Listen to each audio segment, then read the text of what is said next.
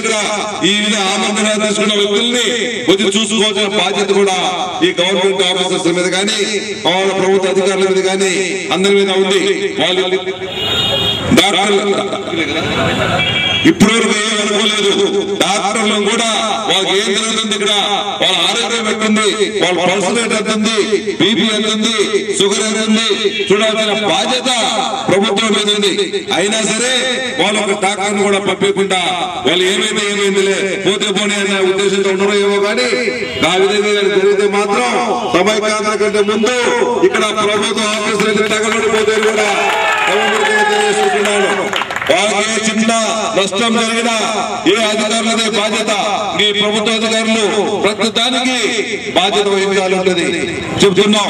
ఇదేదో తమాషా కాదు, ఏదో ప్రభుత్వం ఏదో ఒకరిక్కడ చేస్తారు ఇక్కడ విధంగా చేయడం అనేది కాదు. అధికారులు పంపించాల్సిన బాధ్యత పత్రికా సోదరులకు మనం చేసుకుంటున్నా. ఈ మాట డెఫినెట్ గా రాయండి. 48 గంటలు దాటిన తర్వాత అయినా సరే వాళ్ళు పంపాల్సిన బాధ్యత అధికారుల మీద ఉంది. వాళ్ళు ఇప్పుడు కూడా అనుకోలేదు డాక్టర్స్ పంపించాలి. అదేవిధంగా వాళ్ళ పర్సనల్ ఏ విధంగా చూడాల్సిన బాధ్యత అధికారుల మీద ఉంది. అతను ఒక మేజర్ పంచాయతీ పామూరు పంచాయతీ పట్టణానికి ఒక మేజర్ పంచాయతీ సర్పంచ్, అదేవిధంగా ఆయన పెద్ద ప్రెసిడెంట్. ఇటువంటి వ్యక్తులను కూడా వాళ్ళు పట్టుకోకుండా ఇంకా సామాన్య మానవుడికి ఏమన్నా ఉంటుందని కూడా మనం ఆలోచించుకోవాలి. ఈ విధంగా ఉన్న ఈ పరిస్థితుల్లో అధికారులు ఇమ్మీడియట్ గా డాక్టర్లు పంపించాలి, చెక్ చేపించి ఎవరైనా ప్రాబ్లం ఉంటే ఎమ్మడి హాస్పిటల్ కానీ చేయాల్సిన అవసరం కానీ చేయాల్సిన బాధ్యత కూడా వాళ్ళ మీద నేను కూడా తెలుసుకున్నా.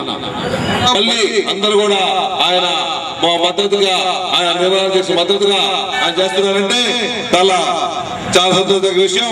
ఆయన మామూలుగా రాష్ట్ర శాఖ పిలుపు మేరకు ఈ 24/9/2013 మంగళవారం పామూరు పట్టణ బంద్కు అన్ని వర్గాల ప్రజలు కూడా సహకరించి విజయవంతంగా చేయాలని కూడా మేము కోరుకుంటున్నాం. వాళ్ళ పద్ధతి ప్రకారం కూడా వాళ్ళు కూడా ఈ విధంగా మామూలుగా రేపు సంఘీభావం జరుగుతూ వాళ్ళు కూడా పనిచేయడం కూడా వాళ్ళు కూడా నేర్చుకున్నారు.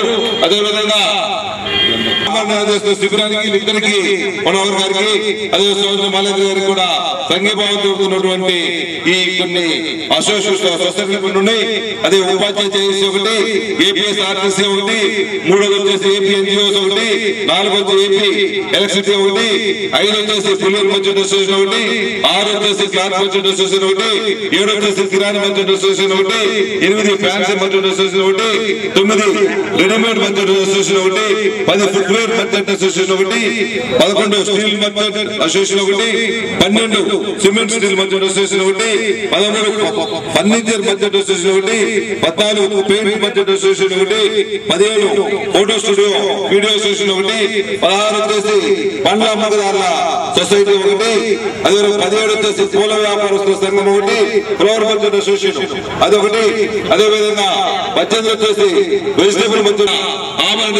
మద్దతుగా వీళ్ళందరూ కూడా మందు పాటిస్తున్నారు. మంగళవారం అదేవిధంగా ఇంతమంది మద్దతు 38 మంది 39 సొసైటీలు అదేవిధంగా చేస్తున్నాయంటే అధికారులు కూడా దీన్ని నిర్ణయించుకోవాలా.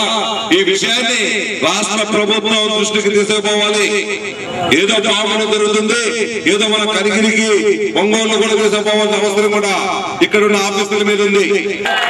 కాదు చెప్పండి, ఈ విధంగా 3 రోజులు ఆమంత్రణ చేస్తున్నారు. ఒక మేజర్ సర్పంచ్, అదే విధంగా అసోసియేషన్ మామూలు ప్రెసిడెంట్, ఇంతమంది 40 సంఘాలు వీళ్ళకు మద్దతు పొందలేదు. కాబట్టి మీరు ఎటువంటి పరిస్థితుల్లో సరే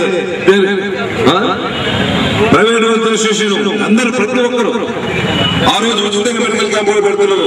ఇంతమంది చేస్తున్నప్పుడు ఎందుకు ఇది స్టేట్ ప్రజలు కూడా రావాలని చెప్పి కూడా మా పత్రికా విలేకరుల సోదరులకు కూడా నేను సౌకర్యంగా మనవి చేస్తున్నా. డాక్టర్ శ్రీనివాస్ గారు ప్లీజ్ నేను వేదిక మీద కూర్చోలేదు.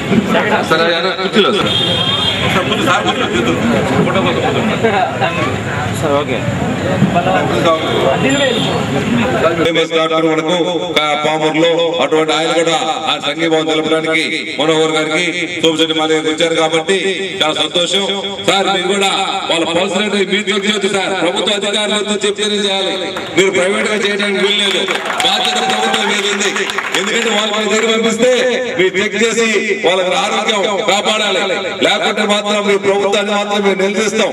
ఎవరైనా కానీ అంటే పార్టీలకు అతీతం సార్. ఇది ప్రభుత్వం అంటే అధికారంలో వాళ్ళు ఉన్నారు కాబట్టి ఈ నిర్ణయాన్ని వాళ్ళు ఎటువంటి పరిస్థితుల్లో కేంద్ర ప్రభుత్వం దృష్టికి తీసుకుపోవాలి.